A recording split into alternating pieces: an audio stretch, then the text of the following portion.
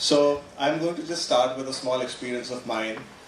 Uh, One thing I just want to say about the term mental health itself, I think it's a very positive term because when you say that it is mental health, it means that you can work on it and you can keep your work on it all the time. You don't have to go to a dark place for you to need to come back. Even if you are at a good place, you can still keep working on it. The first piece I have is called Night. I lie on my bed, looking up at the ceiling. It is raining in my room.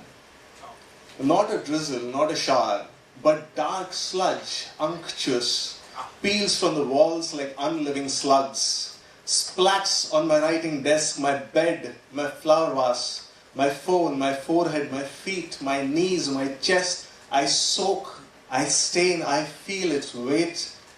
I gasp for breath. The room keeps filling up. I drown. I breathe thick bubbles of grease that refuse to break the surface. I lie beneath the liquid, eyes on the ceiling, unseeing. I float just below the surface like wet husk. I'm unwilling arc of this quotidian apocalypse. 4 days a week, 2 weeks a month, I wait for the sun to come and hose away this oil spill. Till then, I lie quiet. I have no weight in this. I have no ripples. My underwater eyes keep staring at a night descending with no stars. The second one is called The Secret. This is more of a spoken word piece. Motorbikes maneuver around a murder on their way to work. Wow. Wow. A rat is spilled like jam on the street, too sticky to get on wheels that have to turn faster than hands of clocks. We are a colony of rats who descend on our wheels when the clock strikes 5, 6, 7, 8, abja, dasham, million, whatever the F the clock strikes. Pavlov should have studied in our times. He would have had to ring a bell. These come pre-installed in our minds. We feel guilty if we salivate if it is not yet 8 o'clock. Have you managed to stick to your perfect timetables yet? Or has the morning alarm clock scammed you also into believing that you are lazy? How can all of us be? There is a dead rat in the middle of the street near a pest-controlled building from which still spill you, me, crisp-clothed rats who turn their noses up at the carcass on the road. We have done our pranayams, our kapalbhati, so that our stress stays contained in place, does not spill like the innards of a rat run over by a rickshaw. For me, it took a stay in a far-off village in the mountains of Kodai, where a solitary van ran as a taxi up and down, once a day to the main town and back. 12 p.m. it breathed out a cloud of smoke. Halitosis that hung in the air, constant, till 4 p.m. Like a mild strain on your neck, too small to take care of but not too small to notice, like a tiny weight. A puncture to sully the air.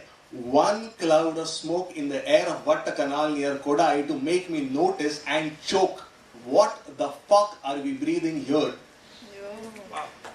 That which I clean from my tabletop once every week after I trace my name in it is not a coat of dust, it is madness that has settled in. Left over after our lungs are done breathing it. We will have to spend a lifetime in Kodai to notice what hangs in the air when it is not just one car a day that breathes alongside you. I don't know what is the white goo I put on my face before I walk out of the house. Packets are foraged from shelves in supermarkets keep secret what they feed me. I don't know what is food anymore and what is a straightaway hack into my brain. You think cigarettes are an issue? I challenge you to cleanse ketchup from your palate. There's a new normal in town. Walk on the streets at night and latest tech LED street lights unassailably white will pin your gaze down, thumb down your neck till you don't even remember when was the last time you looked and noticed that the stars from our city skies have all but disappeared. Is it only my neck that keeps paining from looking down all the time? Our houses are suspended now in mid-air and we call it a view. They're building warp holes in the city and are calling them flyovers. Get in at one shuttered end, get out the other. What happened to stand and stare? We want to keep going faster and faster. We fantasize teleportation now. It would be so nice just to get to the other place. But don't you get it? Nothing will change. Khandala is jam-packed by Saturday morning. Now imagine Friday evening to be the same. Your work and errands will expand to fill the extra time, and imagine apparating from Goa and straight into a cubicle. No cool down time.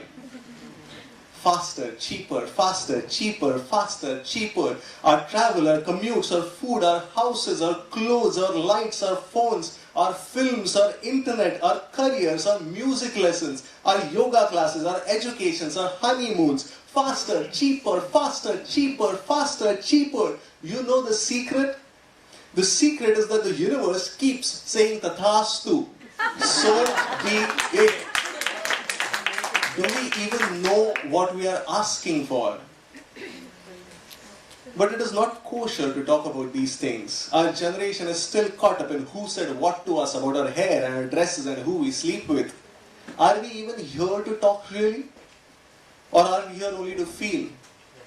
Vicariously through songs, poems, spoken word, what do you think is Netflix and chill? It is an outsourcing of feeling, a quick roller coaster of emotions, so we don't have to feel the real thing. How long do we think we can keep escaping till we begin to put in the effort we have to put in? Is this even a question of individual mental health today? Or are we trying to dab a tsunami with tissue papers now? When was the last time, when eating, we only ate? No music, no TV, no company, no books, no planning the rest of the day in your head. Just ate. Smell, taste, texture in the mouth. Which molars do you chew with? When was the last time you laser focused all your attention on one single breath?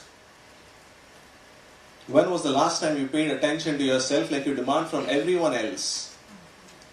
When was the last time we thought these things important?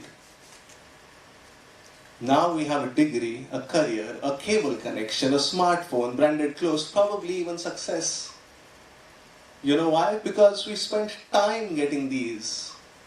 When was the last time we spent time and effort in learning mental peace?